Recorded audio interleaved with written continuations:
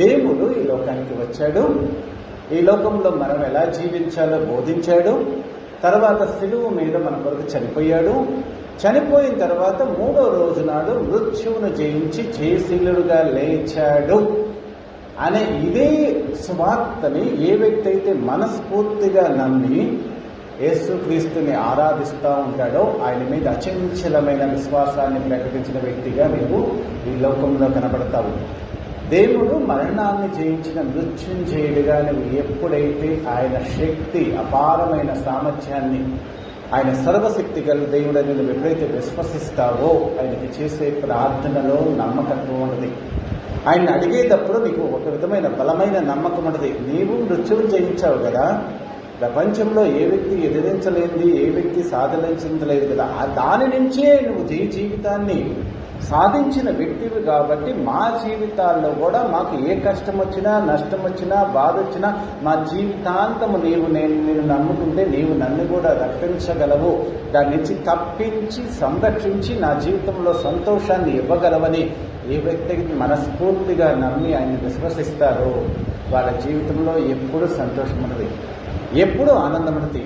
మరి ఈ స్వార్థ నమ్మేనా మీరు వచ్చింది? దేవుణ్ణి నమ్ముకుంది, ఆయన వచ్చాడని, ఆయన మరణించాడని, 3వ రోజు తిరిగి లేచాడని మీరు నమ్మి విశ్వసించి ఆయన్ని అనుసరిస్తున్నట్లయితే మరణాన్ని జయించిన విజయశీలుడుగా ఈరోజు కూడా నిరంతరము జీవిస్తున్న వ్యక్తిగా మీరు మీ జీవితాల్లో ఆయన విశ్వసించినట్లయితే మీ యొక్క ఆత్మీయ జీవితంలో శక్తి ఉండదు.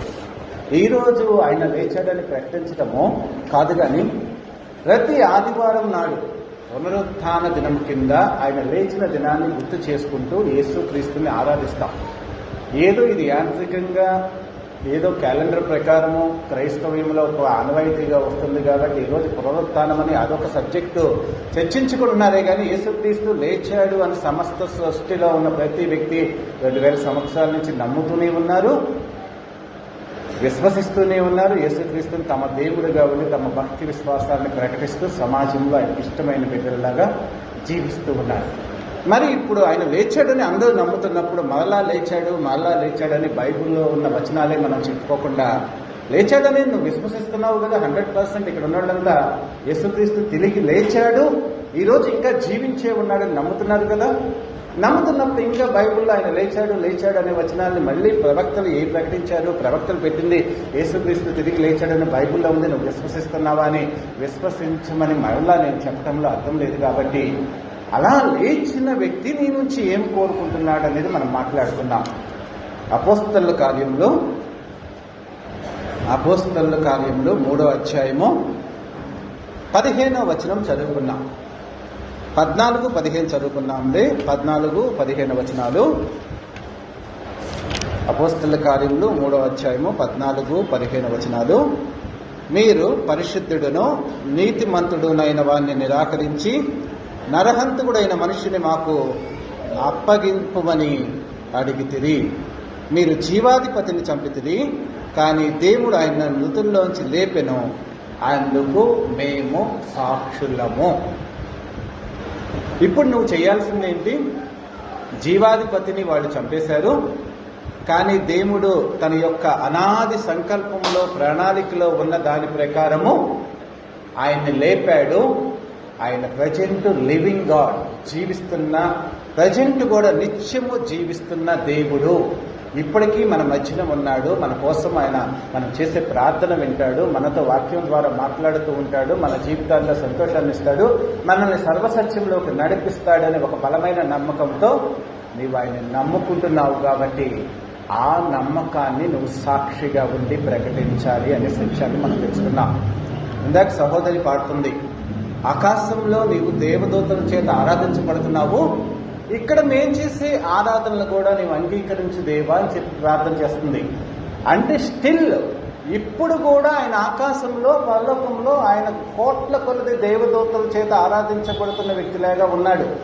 నిరంతరము భూత వర్తమాన భవిష్యత్ కాలంలో సర్వాధికారి అయి దేవుడై ఉండి అందరి చేత ఆరాధన పొందటానికి యోగ్యుడైన ఆ దేవుడు ఈ క్షణము కూడా ఆకాశములో ఆరాధనలు పొందుతున్నట్లుగా మనం ప్రకటన గ్రంథం 5వ అధ్యాయం చూసినట్లయితే ఉంటుంది. అంటే ఆయన నిత్యుడైన దేవుడు, శాశ్వతుడైన దేవుడు.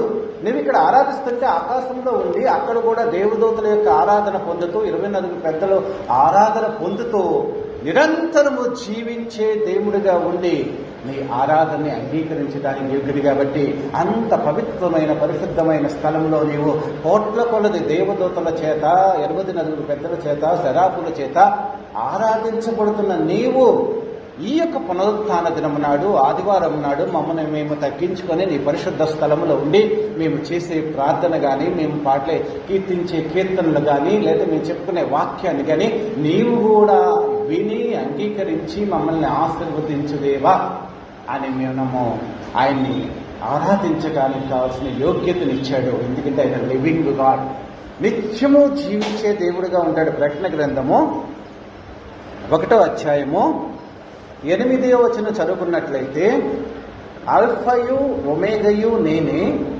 వర్తమాన భూత భవిష్యత్ కాలాల్లో ఉండు వాడను నేనే అని సర్వాధికారియు దేవుడు నగు ప్రభువు సెలవిచ్చుచున్నాడు. అల్ఫా నేనే, ఒమేగా నేనే, ఆది నేనే, అంతము నేనే. వర్తమానం అంటే ప్రస్తుత కాలంలో ఉన్నాను, భూతకాలంలో ఉన్నాను, భవిష్యత్ కాలంలో ఉండువాడను నేనే అని సర్వాధికారి, సర్వము మీద అధికారం కలిగిన వ్యక్తి అంటే జీవాధిపతి. నీకు జీవాన్ని ఇచ్చిన వ్యక్తి, ఆ జీవాన్ని తీసుకుని వెళ్ళిపోవటానికి కూడా అధికారం కలిగిన వ్యక్తిగా ఆయన చెప్తున్నాడు, నేను భూత వర్తమాన భవిష్యత్ కాలాల్లో ఉండి మీ ఆరాధనని పొందటానికి నేను యోగ్యుడిగా ఉన్నానంటే నేను ఎటర్నల్ గాడ్, లివింగ్ గాడ్, ఎప్పటికీ నిత్యము నేను ఉన్నవాడని అని మోషేకి తెలియజేసి, నేను ఉన్నవాడని, ఐఎమ్ లివింగ్ గాడ్, ఎప్పుడు నిరంతరము జీవించి ఉన్న వ్యక్తి. అలాంటి వ్యక్తిని మనము కొనియాడాలి, స్తుతించాలి, ఆయనకి సాక్షులుగా ఉండాలని చెప్తున్నాడు. మరి ఈ రోజు నాడు మనం ఇక్కడ ప్రార్థన చేస్తున్నాము, ఆయన ఆరాధిస్తున్నాము. సమస్త సృష్టిలో ఆదివారం నాడు ప్రతి చోట్ల చేస్తున్నాడు. కానీ దేవుడు పరలోక రాజ్యంలో ప్రకటన గ్రంథము 5వ అధ్యాయము 9వ వచనం చూసినట్లయితే, అంటే 8వ వచనం కూడా చదువుతాను. ఆయన దాన్ని తీసుకున్నప్పుడు ఆ 4 జీవులను, వీణలను, ధూపద్రవ్యములతో నిండిన సువర్ణ పాత్రలను పట్టుకొని ఉన్న ఆ 24 పెద్దలను ఆ గొర్రెపిల్ల ఎదుట సాగిలపడి ఈ పాత్రలు పరిశుద్ధుల ప్రార్థనలు. ఆ పెద్దలు ఏమంటున్నారు, నీవు ఈ గ్రంథమును తీసుకొని దాన్ని ముద్రలను విప్పుటకు యోగ్యుడవు, నీవు వధింపబడిన వాడవై నీ స్వరక్తమిచ్చి ప్రతి వంశంలోనూ, ఆయా భాషలు మాట్లాడే వారిలోనూ, ప్రతి ప్రజలలోనూ, ప్రతి జనములోనూ, దేవుడి కొరకు మనుష్యులను కొని మా దేవుడికి వారిని ఒక రాజ్యముగాను యాజకులుగాను చేసితివి. కనుక వారు భూలోకమందు ఏలుదులని క్రొత్త పాటలు పాడుదురు. మరియు నేను చూడగా సింహాసనమును, జీవులను, పెద్దలను ఆవరించి ఉన్న అనేక దూతల స్వరము విలను. వారి లెక్క కోట్ల కొలది ఉండెను. వారు వధింపబడిన గొర్రెపిల్ల శక్తియు, ఐశ్వర్యమును, జ్ఞానమును, బలమును, ఘనతయు, మహిమయు, స్తోత్రమును పొందనర్హుడని గొప్ప స్వరముతో చెప్పుచుండిరి. అంతటా పరలోకమందును, భూలోకమందును, భూమి క్రిందను, సముద్రములోనూ ఉన్న ప్రతి సృష్టము ఆయనగా వాటిల్లో ఉన్న స్వరమును సింహాసీనుడై ఉన్న వానికి, గొర్రె పిల్లకును స్తోత్రమును, ఘనతయు, మహిమయు, ప్రభావమును యుగ యుగములు కలుగునుగాక అని చెప్పుట వింటిని. ఆ 4 జీవులు ఆమెన్ అని చెప్పగా ఆ పెద్దలు సాగిపడి. పరలోకములో జరుగుతున్న ప్రస్తుతము ఈ వర్తమాన కాలంలో నీ దేవుడు ఎలా ఆరాధించబడుతున్నాడో చూసుకో. ఆకాశంలో ఆరాధన జరుగుతుంది, ఆరాధించబడుతున్నాడు, కీర్తించబడుతున్నాడు. ఈ భూలోకంలో కూడా ఉన్న ప్రతి సృష్టము అనగా వాటిలో ఉన్న సర్వము ఆయన్ని ఆరాధిస్తున్నారు. ఆయనకి ఇష్టమైన వాళ్ళంతా, సూర్యుడు, చంద్రుడు, ప్రతిదీ సృష్టి మొత్తం ఆరాధిస్తుంది. ఆయన సృష్టిలో భాగమైన నీవు కూడా ఏమని ఆరాధిస్తున్నావు? యేసుక్రీస్తుకి స్తోత్రార్హుడని, ఘనత పొందడానికి అర్హుడని, మహిమ పొందడానికి అర్హుడని, ప్రభావం ఆయనకే అని, యుగ యుగములు కలుగునుగాక అని మనమంతము స్తుతిస్తుంటే ఆ స్తోత్రాలు పొందటానికి అర్హుడుగా దేవాది దేవుడు ఆకాశంలో ఆశ్రయునుడై ఉన్నాడని సత్యాన్ని తెలుసుకోండి. అంటే నీ దేవుడు జీవిస్తున్న దేవుడు, జీవాధిపతి. నీలో ఆయన జీవాన్ని ఇచ్చాడు. ఆ జీవాన్ని తీసుకోవడానికి కూడా ఆయనకే అధిపతి కాడు. యేసుక్రీస్తుని ఏమంటారు వాళ్ళు? యేసుక్రీస్తు ప్రసంగిస్తూ ఏం చెప్తాడు? మత్తయి సువార్త 20వ అధ్యాయము మత్తయి సువార్త 20వ అధ్యాయము 18-19 వచనాల్లో ఏం చెప్తాడు? మనుష్యుడు ప్రధాన యాజకులను శాస్త్రులకును అప్పగింపబడును, వారు ఆయనకు మరణశిక్ష విధించి ఆయన అపహసించుటకును, కొరడాలతో కొట్టుటకును, సిలువ వేయుటకును అన్యజనులకు ఆయన్ని అప్పగింతురు. 3వ దినమున ఆయన మరలా లేచును. వీళ్ళు చంపేస్తారని దేవుడు ఎక్కడా చెప్పలేదు. వీళ్ళంతా ఆయన్ని కొరడాలతో కొట్టి హింసించి వేదన పరిచి ఆయన్ని ఇష్టం వచ్చినట్టు చేయాల్సిందంతా చేసి సిలువకి అప్పగిస్తే, సిలువ మీద 9 గంటల నుంచి 3 గంటల వరకు దేవుడు వేలాడుతూ ఆయన చేయాల్సిన ప్రతి పనిని, అంటే మనల్ని విమోచించడానికి, మనల్ని పరిశుద్ధపరచడానికి, నీతిమంతులుగా తీర్చిదిద్దడానికి, పరలోక రాజ్యానికి ప్రవేశించడానికి కావలసిన పరిపూర్ణమైన అర్హతని ప్రతి బిడ్డకి ఇవ్వటానికే.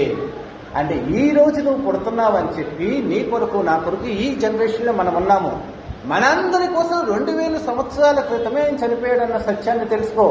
ఈ రోజు నా ఎదురుగా ఉన్న వ్యక్తుల కోసం నేను గొప్ప కార్యం చేయడం కాదు, ఈ రోజు నా ఎదురుగా ఉన్న వాళ్ళ కోసం నేను దానాలు ధర్మాలు చేసి వాళ్ళ కోసం ప్రాణం పెడతాం కాదు, కానీ నిరంతరము ఈ క్షణంలో ఈ జనరేషన్లో పుట్టిన మనందరి కోసం కూడా మనందరము రక్షించబడాలనే ఒక ఆశయముతో ఆనాడే దేవుడు పరిపూర్ణమైన బలి, సర్వ మానవాళి రక్షించబడాలని ఇందా మనం ప్రకటన గ్రంథంలో చదివినప్పుడు, నీ స్వరక్తమిచ్చి వధింపబడిన వాడవై నీ స్వరక్తమిచ్చి కాపాడుకున్న, అంటే కోరుకున్న, ఏర్పరచుకున్న రాజులైన యాజక సమూహము, అలాంటి ప్రజల్ని నువ్వు ఎన్నుకుంటానికి దేవుడు 2000 సంవత్సరాల క్రితమే తన సంకల్పంలో, ఆయన అనాది సంకల్పంలో ఆయన ఏర్పాటు చేసుకున్నాడు. వీళ్ళంతా హింసించి సిలువకు అప్పగించిన తర్వాత 9 గంటల నుంచి 3 గంటల వరకు ఆయన చేయాల్సిన పని చేసి 3 గంటలకి తన ఆత్మని దేవుడికి అప్పగించుకున్నాడు.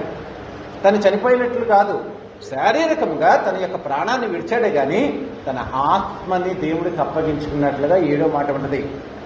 మనమైతే మన ఆత్మని మనం దేవుడికి అప్పగించుకుంటామా? ఆత్మను అప్పగించుకోవాలన్న ఆలోచన కూడా మనకి ఉండదు. శారీరకంగా ఈ శరీరం ఇక్కడ విడవబడుతుంది, కానీ దయచేసిన నీ ఆత్మని దయచేసిన దేవుడికి నీవు నీ ఆత్మని అప్పగించుకోవాలన్న స్పృహ కూడా మనకి ఉండాలి అని బైబిల్ గ్రంథం చెప్పింది. ప్రసంగి గ్రంథం 12వ అధ్యాయము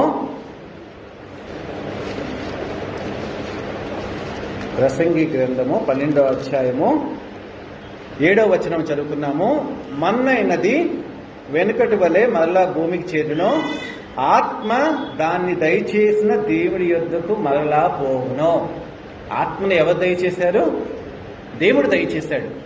ఆ ఆత్మ నీలో ఉన్నంత కాలమే ఈ లోకంలో నీ నటన కానీ, ఈ లోకంలో నీ జీవిత విధానం కానీ, అది ఎప్పుడైతే దేవుడిచ్చిన సమయం అయిపోతుందో తిరిగి ఆత్మ దయచేసిన దేవుడి యొద్దకు మరలా పోవును. ఆత్మ దాన్ని దయచేసిన, అంటే నీకు ఈ సృష్టిలో పుట్టడానికి కానీ జీవించడానికి కానీ నీకు తన ఆత్మని జీవాన్నిచ్చిన జీవాధిపతికి మరలా వెళ్ళిపోయి ఆత్మ లెక్కప్ప చెప్పుకోవాలి.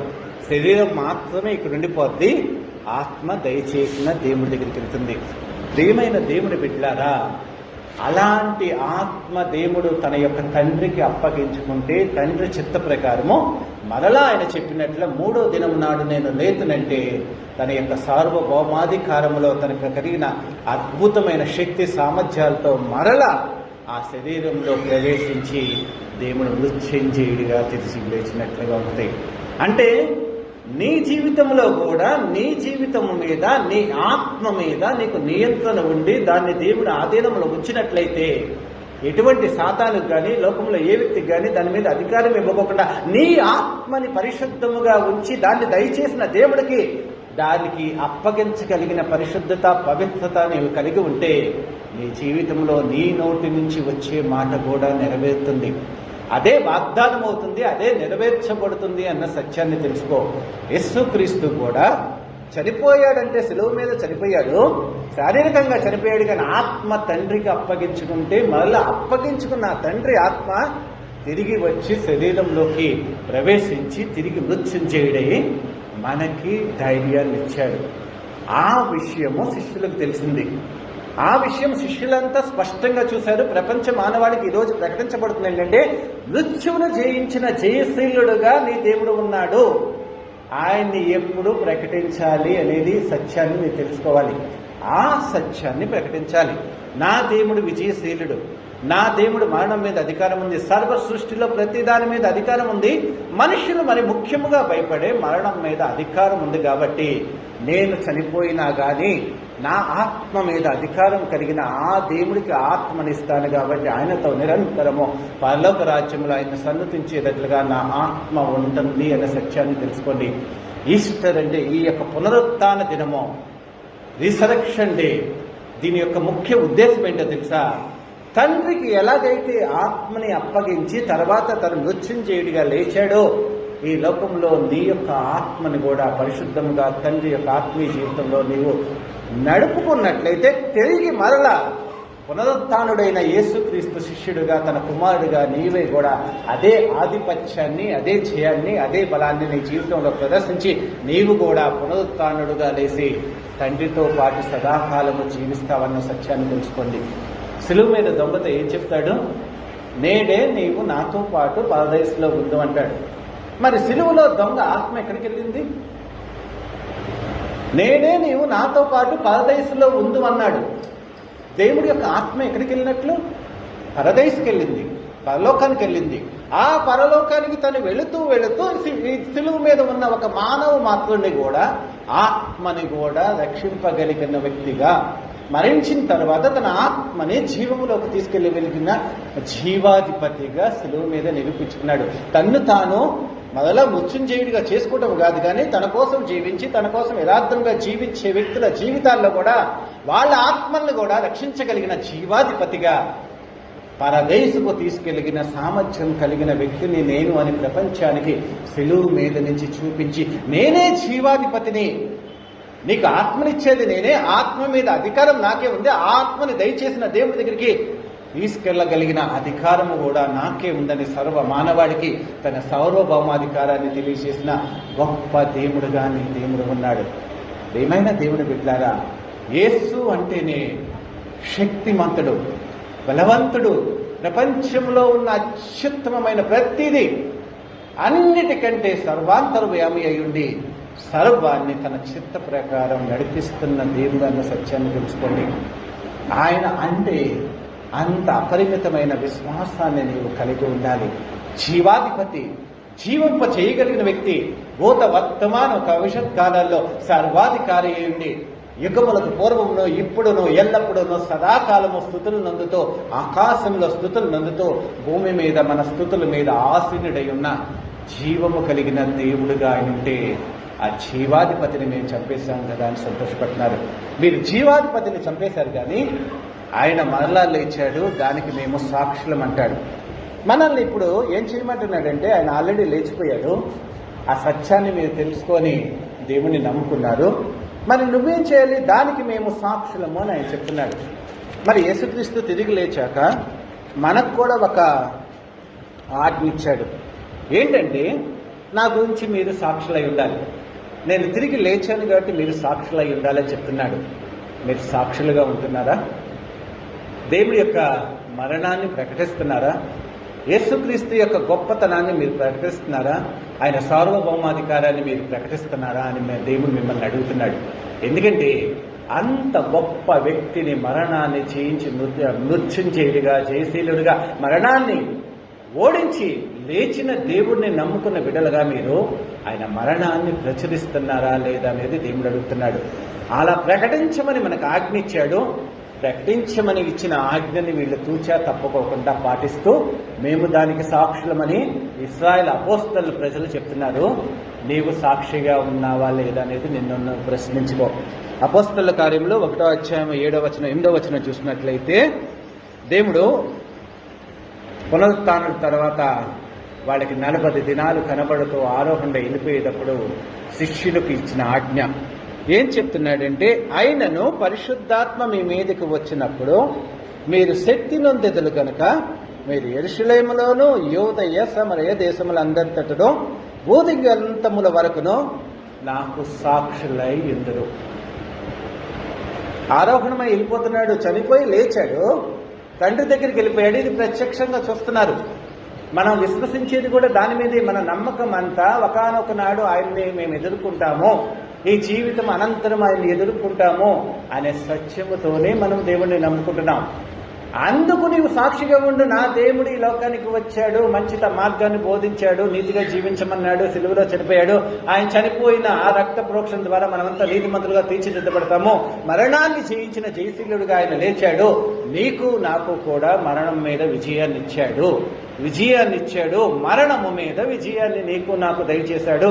మనం మరణం అంటే భయపడాల్సిన అవసరం లేదు, అనే సత్యాన్ని ప్రపంచ మానవాళికి, మరణ భయంతో జీవించుచున్న ప్రతి వ్యక్తికి నీ దేవుడు మరణాన్ని జయించిన జయశీలుడుగా ఉన్నాడనే సత్యాన్ని తెలియచేయమని, అలాంటి సాక్షులుగా ఉండవచ్చునని చెప్పాడు. మరి మీరేం చేస్తున్నారు? యేసుక్రీస్తుని నమ్ముకున్నారు, మాకు అది చేయని చెప్పి ఆయనలో ఉన్న జ్ఞానాన్ని బైబిల్ చదువుకొని నేర్చుకుంటున్నారు, వాక్యం చదువుకొని వాక్యంలో అభివృద్ధి చెందుతున్నారు, ప్రార్థన చేసుకొని మీకు కావాల్సిన అవసరాలన్నీ దేవుడి దగ్గర నుంచి పొందుకొని మీ కుటుంబంతో సంతోషంగా ఉంటున్నారు. మరి క్రీస్తు గురించి ప్రకటిస్తున్నారా? ఆయన గొప్పతనాన్ని ఎవరికన్నా చెప్తున్నారా? మీ కుటుంబ సభ్యులకు చెప్తున్నారా? మీ బంధువులకు చెప్తున్నారా? గొప్పవాడు, నువ్వు నమ్ముకున్నావు, గొప్పతనాన్ని నువ్వు చూసావు, ఏ గొప్పతనం చూసని నువ్వు నమ్ముకున్నావు అనేది ఎవరన్నా అడిగినప్పుడు ఆయనలో ఉన్న మహోన్నతమైన దైవత్వ లక్షణాల్ని ఇంకొక వ్యక్తికి నువ్వు చక్కగా అర్థమయ్యేటట్లుగా, ఇంత గొప్పవాడు మా దేవుడు, ఇంత మంచివాడు మా దేవుడు, ఇంత దయామయుడు, ఇంత కృప కలిగిన వాడు, మన కొరకు ఈ లోకానికి వచ్చాడు, నీ కొరకు నా కొరకు చనిపోయాడు, మన ఆత్మని పరలోకానికి తీసుకెళ్లిపోయి శాశ్వతమైన ఆనందంలో ఉంచగలడు అని నీ దేవుడి గురించి నువ్వు సాక్షిగా ఉంటున్నావా? ప్రార్థన చేసుకోవడం నీ జీవితంలో ఎంత అవసరమో, వాక్యం చదువుకొని ఆత్మీయమైన జీవితంలో నువ్వు అభివృద్ధి చెందడం ఎంత అవసరమో, విశ్రాంతి దినమును పరిశుద్ధ దినముగా ఆయన మందిరానికి వచ్చి నువ్వు ఆచరించడం ఎంత అవసరమో, నీవు తెలుసుకున్న దేవుడిలోని గొప్పతనాన్ని, ప్రాశస్త్యాన్ని ప్రపంచానికి ప్రకటించడము కూడా అదే ముఖ్య విధి అని శిష్యులకు చెప్పాడు. మీరు చూశారు, నేను వెళ్ళి ఆరోపణమై వెళ్ళిపోదాం, మీరు కూడా అదే ప్రకటించండి అని చెప్తున్నాడు. మరి మీరు ప్రకటిస్తున్నారా? సాక్షులుగా ఉన్నారా లేదనేది మిమ్మల్ని మీరు పరిశీలించుకోండి. ఒకవేళ సాక్షిగా ఉండకపోతే ఈ పునరుత్థాన దినము నుంచి యేసుక్రీస్తు చనిపోయి తిరిగి లేచాడు అన్న సత్యాన్ని నీ మనసు స్థిరముగా నమ్ము, 100% నమ్ము. నమ్మకం లేకోకుండా ఆయన నృత్యంచేయుడుగా నా కోసం సిలువలో చనిపోయాడు కానీ తిరిగి లేచాడని కానీ నీ హృదయంలో పరిపూర్ణమైన విశ్వాసం లేకపోతే, పరిపూర్ణమైన హృదయముతో, ఆత్మతో, సత్యముతో నీవు ఆరాధించలేవు. అలాంటి పరిపూర్ణమైన విశ్వాసాన్ని నువ్వు స్పష్టముగా నీ మనసులో దృఢముగా విశ్వసించుకొని, నా కొరకు చనిపోయావని నాకు తెలుసు, కానీ మరణాన్ని కూడా జయించి లేచావా దేవా, మరణపు సంఖ్యలు విడదీసి, మరణపు ముళ్ళుని విడదీసి విరగొట్టి నా కొరకు లేచావా దేవా, నా జీవితంలో నన్ను కూడా ఆ యొక్క మరణాన్ని నుంచి తప్పించగలవా? ప్రపంచ మానవాళిలో ఏ వ్యక్తి అయితే నిన్ను నమ్ముకున్నాడో ఆ వ్యక్తులను కూడా మరణాన్ని నుంచి విడిపించి పరలోక రాజ్యానికి తీసుకెళ్లగలిగిన దేవుడు నీవని నువ్వు ఎప్పుడైతే దృఢంగా విశ్వసించావో ఆ విషయాన్ని సాక్షికంగా చెప్తూ ఉంటావన్న సత్యాన్ని తెలుసుకో. ఏమైనా బిడ్డలారా, ఎంతమందికి మీరు సాక్షులుగా ఉన్నారు? ఎవరికైనా సాక్ష్యం చెప్తున్నారా లేదనేది మిమ్మల్ని మీరు పరిశీలించుకోండి అని చెప్తున్నాడు. కొరింథీయులకు రాసిన పత్రిక 11వ అధ్యాయం, మొదటి కొరింథీయులకు రాసిన పత్రిక 11వ అధ్యాయము 25, 26 వచనాలు చేసుకున్నాము. మొదటి కొరింథీయులకు రాసిన పత్రిక 11వ అధ్యాయము 25, 26 వచనాలు. ఆ ప్రకారమే భోజనమైన పిమ్మట ఆయన పాత్రను ఎత్తుకొని, ఈ పాత్ర నా రక్తము వలనైన క్రొత్త నిబంధన, మీరు దీనిలోనిది త్రాగునెప్పుడల్లా నన్ను జ్ఞాపకము చేసుకున్నట్టయి దీన్ని చేయుడి. మీరు ఈ రొట్టెను తిని ఈ పాత్రలోనిది తాగునప్పుడల్లా ప్రభువు వచ్చు వరకు ఆయన మరణమును ప్రచురించుదురు. అంటే ప్రతి ఆదివారము మనము దేవుడితో నిబంధన చేస్తున్నాం. బాప్తిస్మం తీసుకున్నప్పుడే కాదు, బాప్తిస్మం తీసుకున్నప్పుడే నీ మరణాన్ని, నీ యొక్క జనన మరణ పునరుత్థానాన్ని ప్రపంచానికి నేను ప్రచురం చేస్తానని ప్రమాణం చేశావు. కానీ ప్రతి ఆదివారం నువ్వు రొట్టె ద్రాక్షారసం తీసుకుంటున్నప్పుడల్లా ఆయన రక్తాన్ని, ఆయన యొక్క శరీరాన్ని, రొట్టెని, ద్రాక్షారసం నువ్వు తీసుకుంటున్నప్పుడల్లా ఆయన నిబంధనలో ప్రవేశించి ఆయనతో నిబంధన చేస్తున్నట్లు ఏమని ఉంటుంది చెప్పు. దాంట్లో లాస్ట్ 36వ వచనంలో, మీరు ఈ రొట్టెను తిని ఈ పాత్రలోని త్రాగునప్పుడల్లా ప్రభు వచ్చు వరకు ఆయన మరణాన్ని ప్రచురించదుడు. ఒక్క సంఘ కాపర్లే తాగుతారా రొట్టె ద్రాక్ష రసం? ప్రభురాత్రి భోజనంలో ఎవరు పాల్గొంటారు? మీరంతా పాల్గొంటున్నారు కదా. మరి దేవుడి నిబంధనని ఏం ఆచరిస్తున్నారు? ప్రతి ఆదివారం నిబంధన చేస్తూనే ఉన్నారు దేవుడితో. ప్రతి ఆదివారం నాడు మీరు రొట్టె ద్రాక్షరసం తీసినప్పుడు, ప్రభు రాత్రి భోజనాలు పాల్గొన్నప్పుడల్లా నువ్వు వచ్చే వరకు 2:20 వచ్చి నన్ను తీసుకెళ్లే వరకు నీ మరణాన్ని ప్రచురం చేస్తానంటున్నారు. ఎంతమంది ఆయన మరణాన్ని ప్రచురం చేస్తున్నారు? ఎంతమంది? ప్రతి ఆదివారం అది తీసుకున్నప్పుడల్లా బయటికి లేక నువ్వు ఆ నిబంధనని మర్చిపోతే ఎవరు మోసం చేసుకున్నట్లు? నీ దేవుడిని నువ్వు మోసం చేస్తున్నావా? లేదా నన్ను నేను మోసం చేసుకొని, నా అంతరాత్మని మోసం చేసుకొని దేవుడితో కూడా అబద్ధ జీవితాన్ని జీవిస్తున్నామా అనేది తెలుసుకోండి. యేసుక్రీస్తుని నమ్ముకోవటం అంటే సాధారణమైన విషయం కాదు. ఆయన చెప్పింది పాటించటం అసలు మన జీవితంలో చాలా కష్టతరమైనవి. నేను చిన్నయ్యే చెప్తా ఉంటాను. అంటే మన జీవితంలో ఏదైతే మిస్ అయిపోతూ ఉంటామో, దేవుడి నుంచి ఏం కోరుకుంటున్నాడో అవి మేము మీకు గుర్తు చేస్తూ, మీరు ఇలా జీవించమని దేవుడు కోరుకుంటున్నాడు, మీరు ఇలా జీవించమని దేవుడు కోరుకుంటున్నాడు, దేవుడితో నమ్మకత్వంగా ఉండండి, యథార్థంగా ఉండి ఆయనకి నచ్చినట్లుగా జీవించండి, దేవుడి చేత ఆశీర్వాదం పొందండి అని ప్రతి దినము, ప్రతి ఆదివారం, ప్రతి సేవకుడు మీకు గుర్తు చేసేది ఎందుకో తెలుసా? దేవుడు తను చెప్పిన దాన్ని గుర్తు చేస్తూ ఉంటాము.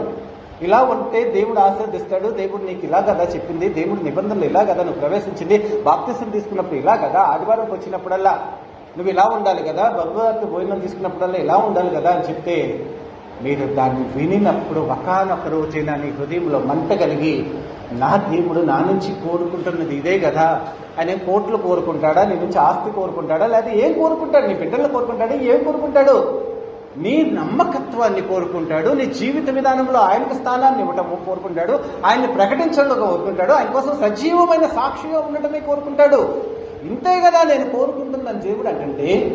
ఆయన కోరుకున్నవి మనం ఇస్తున్నామా లేదా అనేది చూసుకోండి. ఈ యొక్క శిష్యులు ఏమంటున్నారు?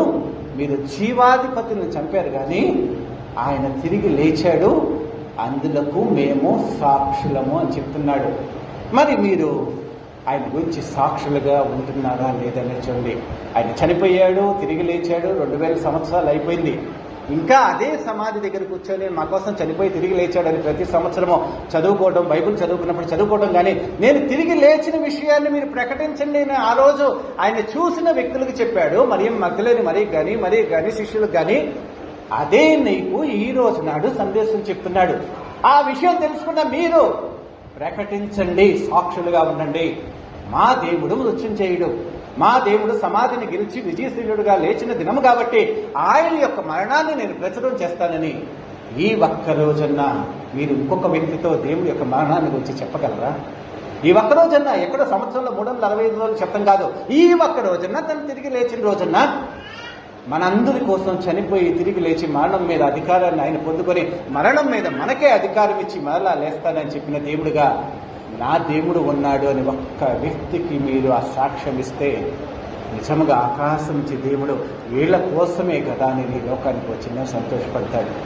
ప్రియమైన దేవుని బిడ్డారా, తను వచ్చింది, త్యాగం చేసింది ప్రతిదీ నీ కొరకే అని తెలుసుకో. ఆయన మరణాన్ని జయించి మృత్యుంజయుడిగా లేచింది నీకు కూడా మరణం మీద అధికారం ఇచ్చి పరలోక రాజ్యానికి తీసుకెళ్తానికే కానీ ఇంకా ఏదో ఇక్కడేదో ఆయనకు ఉపయోగపడుతుందని కాదు. ఆయన రాకపోయినా ఆయన సార్వభౌమాధికారంలో, ఆయన సర్వశక్తితో నిన్ను నన్ను పాత నిబంధన గ్రంథంలో ఎలాగైతే నీతిమంతులుగా ఉన్నారో వాళ్ళని పరలోక రాజ్యానికి తీసుకెళ్ళినట్టు నిన్ను నన్ను తీసుకెళ్ళగలడు. కానీ ఆ అధికారాన్ని నీకిచ్చి ఆయన ఈ లోకానికి వచ్చి నిన్ను ప్రేమించిన విధానాన్ని నువ్వు తెలుసుకొని ఆ ప్రేమని నువ్వు నీ హృదయ అంతరంగంలో లిఖించుకొని దేవుడి ప్రేమకి నువ్వు కిన్నుడువై ఆయన పాదాల చెంత చేరి విధేయత కలిగి ఆయన అనుసరిస్తూ ఆయన చెప్పినట్లుగా జీవించే విధేయత కలిగిన జీవితంగా పరిపూర్ణమైన వ్యక్తిగా నిన్ను మార్చడం కోసం దేవాది దేవుడు ఈ లోకానికి వచ్చాడు.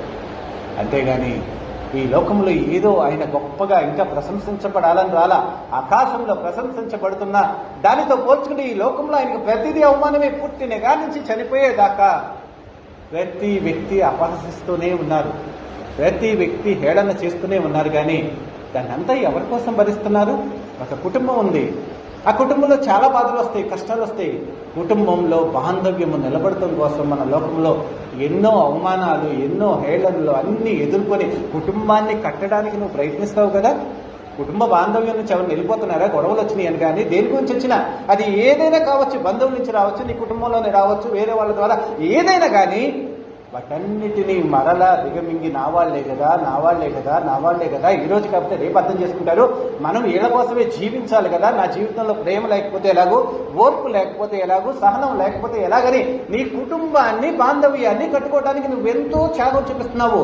అలాగే దేవాది దేవుడు తన పిల్లలమైన మనల్ని ఆకాశం నుంచి చూసి తన ప్రేమతో నిన్ను నన్ను రక్షించడానికి సిలువలో ఆయన ఎంతో ప్రేమ చూపి అంత ఓర్చుకున్నాడు. నువ్వు పనికి మాలినోడు అన్నా ఓర్చుకున్నాడు, నువ్వు దెయ్యం పట్టినోడు అన్నా ఉన్నాడు, నువ్వు వంచకుడు అన్నా ఆ వంచకుడు తిరిగి లేస్తానని చెప్పాడని ఆ సైనికులు వెళ్ళి పిలాతుతో చెప్తా ఉన్నాడు. ఆ వంచకుడు 3వ రోజు నాడు తిరిగి లేస్తానన్నాడంటే ఆ పదాన్ని కూడా బైబిల్ గ్రంథంలో లిఖించాడు. అంటే ఎలా హేళన, వంచకుడు ఆయన నీకోసం ఆకాశం నుంచి దిగివచ్చి ఈ లోకంలో, భూలోకంలో నీకోసం చనిపోయి నీకు విముక్తి కలిగించి పరలోక రాజ్య ప్రాప్తి కలిగించడానికి నీకు మంచి మార్గానికి చెప్తొస్తే ఆయనకు వచ్చిన బిరుదులు ఏంటో తెలుసా ఈ లోకంలో?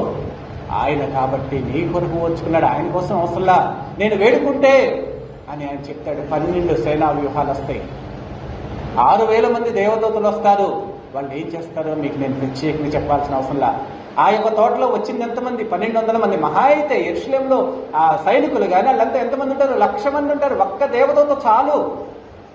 కానీ దేవుడు తనను తాను అపరిమితమైన శక్తి సామర్థ్యాలు కలిగిన దేవుడుగా ఉండి కూడా ఎందుకు రిక్తుడుగా తగ్గించుకొని ఎందుకు పనికిమాలిన ఒక సైనికుడు కానీ, రోడ్డు మీద వెళ్ళేవాడు కానీ అపహసిస్తూ హేళన చేస్తున్నా కానీ ఎందుకు ఓర్చుకున్నాడో తెలుసా?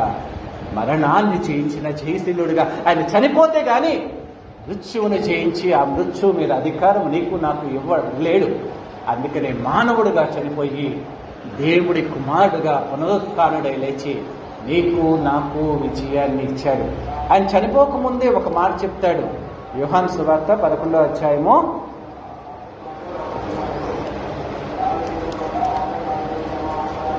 ఇక్కడ లాజరు చనిపోతాడు.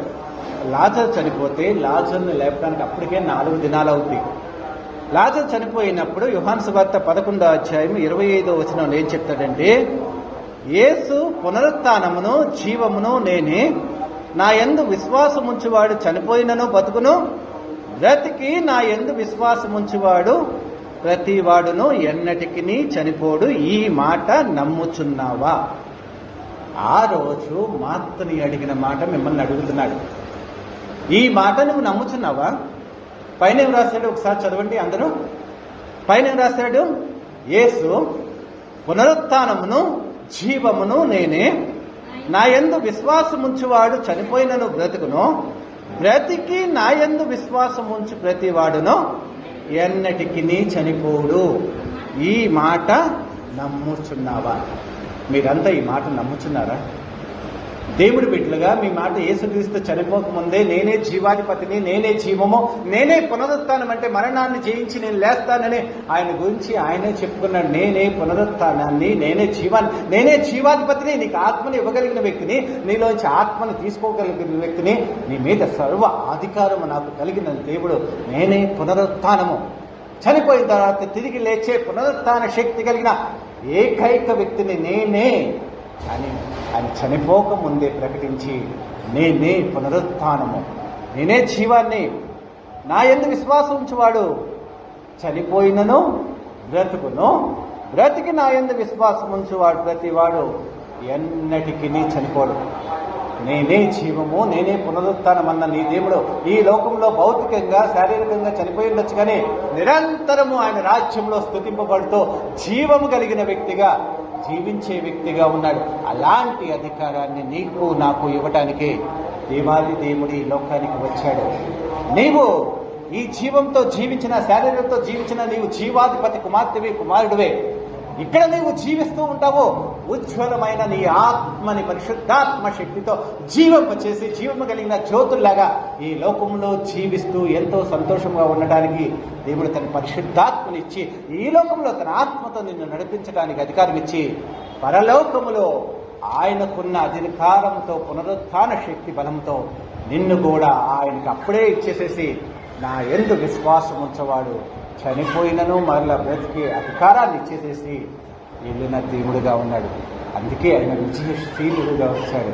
ప్రియమైన దేవుని బిడ్డలారా, మరి మీరు ఎలా ఉన్నారో మీ యొక్క సంగతిని తెలుసుకోండి.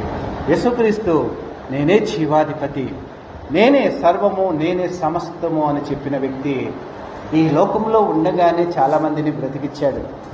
ఈ లోకంలో ఉండగానే చనిపోయిన తర్వాత ఆయన తిరిగి లేచాడంటే నమ్మరు. కాబట్టి ఆయన యాయీరు కుమార్తెని బ్రతికిచ్చాడు. తర్వాత ఒకసారి చదువుకోండి, అవి ఎక్కడుంటాయంటే మత్తయి సువార్త 9వ అధ్యాయం 18 నుంచి 25 వచనాల వరకు. ప్రధాన యాజకుడు కుమార్తె చనిపోతే, నా కుమార్తె చనిపోయింది 9వ అధ్యాయంలో 18వ వచనంలో ఉంది. ఆయన వచ్చి నా కుమార్తె చనిపోయింది, అయినా వచ్చి నువ్వు ఆమెను బ్రతికించు దేవా అంటే బ్రతికించాడు. లూకాసు వార్తలో 7వ అధ్యాయంలో 11వ వచనం నుంచి 17వ వచనంలో విధవరాలి కుమారుణ్ణి బ్రతికించినట్లుగా ఉంది. యోహాను సువార్త 11వ అధ్యాయంలో లాజరు చనిపోయిన తర్వాత 4 దినాలకి దేవుడు బ్రతికించినట్టు, లాజరు బయటికి రాక బ్రతికించినట్టుంది. అంటే ఈ లోకంలో ఉండగానే మరణం మీద అధికారం వ్యక్తిగా నిరూపించి ఆయన చంపేయడానికి కూడా కారణం ఏంటో తెలుసా? లాజర్ని 4 దినాల తర్వాత లేపుతాడు. ఏంటినా చచ్చిపోయిన వాళ్ళు కూడా లేపుతాడంటే, ఏదో కుష్టు రోగం ఉన్న వాళ్ళు శుద్ధీకరించాడంటే పర్వాలేదు, దెయ్యాన్ని పంపించేస్తాడంటే పర్వాలేదు, రోగాన్ని స్వస్థపరిచాడంటే పర్వాలేదు, పాపాన్ని క్షమిస్తున్నానంటే క్షమించే దేవుడి కుమారుడిగా ఒప్పుకున్నాం. కానీ మరణాన్ని, చనిపోయి సమాధిలో ఉన్న 4 రోజులు ఉన్న వ్యక్తిని తిరిగి రా లాజరు అంటే ఈయన దాటి, ఈయన నోటి నుంచి వచ్చిన మాటతో చనిపోయిన 4 రోజుల తర్వాత ఉన్న వ్యక్తే తిరిగి వచ్చాడంటే ఈయనలో ఉన్న దైవత్వాన్ని, ఆ గొప్ప దాటిని, శక్తిని తట్టుకోలేక ఆ దేవుడి కుమారుని జీవాధిపతిని వాళ్ళు చంపేశారు. కానీ ఆయనలో ఉన్న అథారిటీ తర్వాత ఆయన శిష్యులు కూడా, పౌలు పేతులు కూడా ఉపయోగించి చనిపోయిన వారిని బ్రతికించినట్లుగా ఉంది. ఈ రోజుల్లో కూడా ఆయన శక్తి, ఆయన ఆత్మ కలిగిన వ్యక్తులుగా ఈ లోకములో చనిపోయిన వారిని బ్రతికించే వ్యక్తులు కూడా చాలామంది పరిశుద్ధమైన ఆయన ప్రవక్తలు, ఆయన యొక్క యాజకులు, ఆయన అంటే ఆయన సేవకులు ఉన్నారు. అలాంటి అధికారాన్ని నీకు ఇచ్చాడు, ఆయన చూపించాడు, ఆయన తిరిగి లేచాడు. ఈ లోకంలో సమస్త మానవాళికి ఆ అధికారాన్ని ఇచ్చి ఆయన వెళ్ళిపోతూ నీవు నాకు సాక్షిగా ఉండు, మరణాన్ని జయించిన జయశీలుడు నీ దేవుడు, నీవు కూడా నమ్ముకుంటే నీకు మరణం మీద విజయాన్ని ఇస్తాడు. ఆ మరణం మీద విజయాన్ని ఇచ్చిన రోజునాడు, నా మరణం అంటే నాకు భయం లేని రోజునాడు, నా దేవుడు నన్ను తప్పించగలిగిన నీకు ధైర్యం వచ్చిన రోజు, నువ్వు నిండు మనసుతో ఆయన ఆరాధిస్తే నీ జీవితంలో భయం అనేదే లేదు. మరణం మీద భయం లేని వ్యక్తికి ప్రపంచంలో దేని మీద భయపడదు, తన జీవితం మీద అంతకంటే భయపడదు. ఎవరిని చూసినా భయపడ్డ కాబట్టి అలాంటి అధికారాన్ని మనకి ఇవ్వటానికే యోచించేడుగా లేచాడన్న సత్యాన్ని తెలుసుకొని మీ జీవితాల్లో ఆయన మరణాన్ని జయశీలుడిగా గుర్తుంచుకొని మీకు కూడా అలాంటి అధికారాన్ని ఇచ్చి పరలోక రాజ్యంలో చేర్చుకోగలడని తెలుసుకుంటూ ఆయన మరణాన్ని ప్రచురించండి. మీ జీవితాల్లో కూడా మరణం నుంచి రక్షించగలిగిన దేవుడు మా దేవుడు. ఇంకా శారీరకమైన ప్రతి రుగ్మత గురించి కానీ, ఆర్థిక ఇబ్బందుల గురించి కానీ, ప్రతి దాని నుంచి కూడా ఆయన నిన్ను సమర్థవంతంగా విడిపించి నీ జీవితంలో శాంతిని నింపగలడు. యేసుక్రీస్తుని అందుకని నమ్ముకోండి. మీ జీవితాల్లో సంతోషాన్ని నింపడానికి వచ్చాడు. క్రైస్తవ్యం ఏం బోధించింది? లోకంలో ప్రతి వ్యక్తిని మంచిగా మార్చడానికే కదా. నువ్వు మంచిగా ఉండు అంటది. ఒక తాగుబోతుడు అంటే నువ్వు తాగొద్దని చెప్పిద్ది. ఇష్టానుసారంగా కుటుంబాన్ని వదిలేసి తిరిగే వ్యక్తి నేను చెప్తుంది మంచిగా జీవించని చెప్పిద్ది. అబద్ధాలు ఆడే వ్యక్తిని అబద్ధం ఆడొద్దని చెప్పిద్ది. ఇతరులను హింసించే వ్యక్తిని హింసించకుండా ప్రేమించని చెప్పిద్ది. క్రోధమో, మత్సరమో, ద్వేషంతో జీవించే వ్యక్తుల్ని వాటన్నిటిని వదిలిపెట్టి జాలి కరుణ కలిగిన వ్యక్తిగా ఉండి మంచి వ్యక్తిగా రూపొందిస్తుంది క్రైస్తవ లోకంలో. చర్చికి వెళ్ళిపోతే నీకు మంచిగా జీవించమని చెప్తాడు, కానీ చెడిపో, నువ్వు రోషంతో ఎవరినైనా చంపేసే, ఏదైనా చేయి, నీ ఇష్టాన్ని నెరవేర్చుకొని ఏ భక్తుడు కానీ, ఏ సేవకుడు కానీ, ఏ చర్చిలో క్రీస్తుని నమ్ముకున్న ఏ వ్యక్తి చెప్పడం మంచిని బోధిస్తుంది. మంచి వ్యక్తిలాగా నిన్ను తీర్చిదిద్దుతుంది. నిన్ను మంచి శిల్పంలాగా చెక్కిద్ది. నీలో ఉన్న ప్రతి లోటుపాటుని ఒక శిల్పి ఎలాగైతే అందమైన శిల్పంగా చెక్కినట్లు చెక్కుతాడో క్రైస్తవ్యము కానీ క్రీస్తు కానీ నీ జీవితంలో ఉన్న ప్రతి లోటుపాటిని, ప్రతి తప్పుని, ప్రతి అవిధేయతని, ప్రతి దాన్ని తీసివేసి నిన్ను చెక్కివేసి, నీలో ఉన్న ప్రతి దాన్ని తీసివేసి సుందరమైన సజీవమైన శిల్పంగా నిన్ను చెక్కడానికి ప్రయత్నిస్తుంది క్రైస్తవ్యం. ఆ క్రైస్తవ్యాన్ని బోధించే మనము వాటికి మాదిరికరంగా ఉండే సాక్షులుగా ఉండాలని చెప్తున్నాడు. ఏమైనా దేవుడు బిడ్డలారా, మీరు ఈ దేవుడు మిమ్మల్ని రక్షింపగలడని సమర్థుడని, మరణా నుంచి కూడా నన్ను రక్షింపగలడని దృఢమైన నిశ్చయతతో ఆయన ఆరాధించండి. ఇతరులకు ఆ సాక్ష్యాన్ని చెప్పి, దేవా నువ్వు చెప్పిన పని నేను చేస్తున్నాను అని ప్రార్థనలో, నీవు చెప్పిన పని నేను చేస్తున్నాను, నీకు నమ్మకంగా ఉంటున్నాను దేవా నన్ను ఆశీర్వదించి శారీరకమైన జీవితంలో కాదు ఆత్మీయ జీవితంలో కూడా నీ గురించి అనేకులకు చెప్పేటట్లుగా నీ శక్తిని, నాకు బలాన్ని, నీ పరిశుద్ధాత్మన శక్తిని దయచేయండి ప్రార్థించుకోండి. దేవుడు మిమ్మును మీ కుటుంబాన్ని బహుగా ఆశీర్వదించి ఫలింపచేయుగాక. ఆమేన్.